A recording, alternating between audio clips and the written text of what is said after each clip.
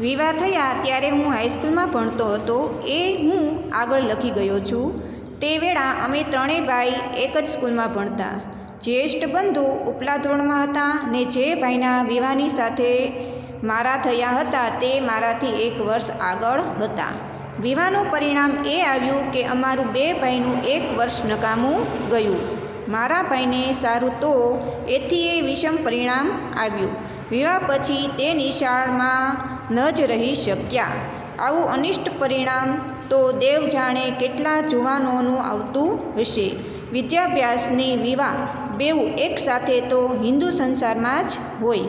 તો બાળકો, અહીંયા આ પેરેગ્રાફમાં કહેવામાં આવ્યું છે કે ગાંધીજી પોતે લખે છે અને પોતાનું આત્મકથાના પોતાનું બાળપણનું એક સ્મરણ છે એ તાજો કરીને કહે છે આપણને કે વિવાહ થયા ત્યારે હું હાઈસ્કૂલમાં ભણતો હતો. એટલે ગાંધીજી જ્યારે હાઈસ્કૂલમાં અભ્યાસ કરી રહ્યા હતા ત્યારે એમના વિવાહ એટલે કે લગ્ન થયા હતા.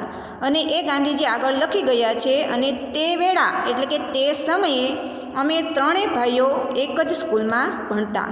જ્યેષ્ઠ બંધુ, જ્યેષ્ઠ એટલે મોટા ભાઈ, જ્યેષ્ઠ બંધુ એટલે કે મોટા ભાઈ ઉપલા ધોરણમાં હતા અને જે ભાઈની સાથે મારા વિવાહ થયા હતા તે મારાથી 1 વર્ષ આગળ હતા.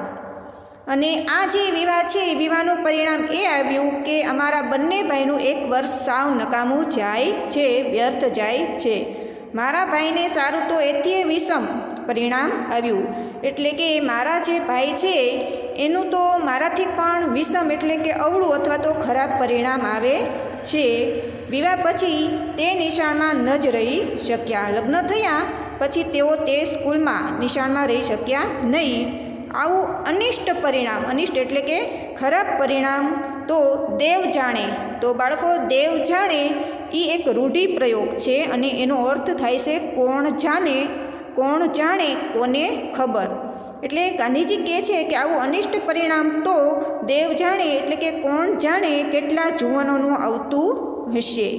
વિદ્યાભ્યાસને વિવાહ એટલે કે ભણવાનું અને સાથોસાથ લગ્ન બંને એકસાથે તો હિન્દુ સંસારમાં જ હોય. એટલે કે આપણા હિન્દુસ્તાનમાં જ હોય.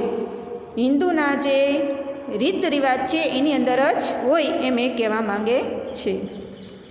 મારો અભ્યાસ ચાલુ રહ્યો. હાઈસ્કૂલમાં હું ઠોઠ નિશાળીઓ ન ગણાતો. શિક્ષકોની પ્રીતિ તો હંમેશા સાચવી. ગાંધીજી કહે છે કે મારો અભ્યાસ તો આગળ ચાલુ રહ્યો અને હાઈસ્કૂલની અંદર હું ઠોઠ નિશાળ્યો ગણાતો ન હતો. શિક્ષકોની પ્રીતિ એટલે કે શિક્ષકોને જે ગાંધીજી જેવા વિદ્યાર્થી સાથે પ્રીતિ એટલે કે પ્રેમ હતો, લાગણી હતી. એટલે કે છે શિક્ષકોની પ્રીતિ તો હંમેશા સાચવી, એમ સાચવી હતી. શિક્ષકો પ્રત્યે એમને જે લાગણી હતી તે એમને સાચવી રાખી હતી. દરેક વર્ષે મા બાપને વિદ્યાર્થીના અભ્યાસ તેમજ વર્તન વિશે પ્રમાણપત્ર મોકલવામાં આવતા. દર વર્ષે વિદ્યાર્થીનો જે આખો બાયોડેટા હોય છે, શાળામાં વિદ્યાર્થીનું વર્તન કેવું છે, વિદ્યાર્થી ભણવામાં કેવો છે, ઉત્તમ છે, મધ્યમ છે, શ્રેષ્ઠ છે કે નબળો છે, આના પ્રમાણપત્ર મોકલવામાં આવતા. સ્કૂલ તરફથી એટલે કે શાળા તરફથી મા બાપને આવા પ્રમાણપત્ર મોકલવામાં આવે છે. તેમાં કોઈ દિવસ મારું વર્તન કે અભ્યાસ ખરાબ હોવાની ટીકા થઈ નથી. ગાંધીજી કહે છે કે એ પ્રમાણપત્રની અંદર મારું વર્તન ખરાબ છે કે કેવું છે, વર્તન કે અભ્યાસ ખરાબ હોવાની એવી ટીકા થઈ નથી. બીજા ધોરણ પછી ઇનામો પણ લીધા અને 5મા તથા 6ઠ્ઠા ધોરણમાં અનુક્રમે માસિક 4 રૂપિયા અને 10 રૂપિયાની શિષ્યવૃત્તિ પણ મળતી. ગાંધીજી કહે છે કે બીજા ધોરણમાં ઘણા બધા પ્રમાણપત્ર લીધા અને 5મા અને 6ઠ્ઠા ધોરણમાં માસિક 4 રૂપિયા અને 10 રૂપિયાની શિષ્યવૃત્તિ પણ મળતી હતી. તો બાળકો, શિષ્યવૃત્તિ એટલે કે વિદ્યાર્થીને ભણતરના ખર્ચ પેટે જે મળતી નાણાંની મદદ હોય એને કહેવામાં આવે છે શિષ્યવૃત્તિ. આ મળવામાં મારી હોશિયારી કરતાં દેવે વધારે ભાગ લીધો. ગાંધીજી કહે છે કે આ જે શિષ્યવૃત્તિ મળતી એ શિષ્યવૃત્તિ મળવામાં મારી હોશિયારી કરતાં પણ દેવે વધારે ભાગ લીધો. દેવે તો અહીંયા દેવ એટલે કે ઈશ્વર, ભગવાન એનો અર્થ થાય છે.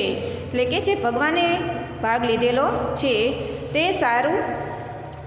આગળ કહે છે કે એ વૃત્તિઓ બધા વિદ્યાર્થીઓને સારું નહીં, પણ જેઓ સોરઠ પ્રાંતના હોય તેમાં પહેલું પદ ભોગવે તેને સારું હતી. ગાંધીજી કહે છે કે આ વૃત્તિઓ એટલે કે જે શિષ્યવૃત્તિઓ હતી તે બધા જ વિદ્યાર્થીઓ માટે નહીં, પણ જેઓ સોરઠ પ્રાંતના હોય અને જે આગળ જતાં વધારે ભાગ ભજવતા હોય તેના માટે હતી, અથવા તો પહેલું પદ જે ભોગવે છે તેના માટે હતી.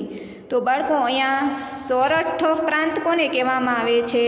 તો સોરઠ પ્રાંત એટલે કે જે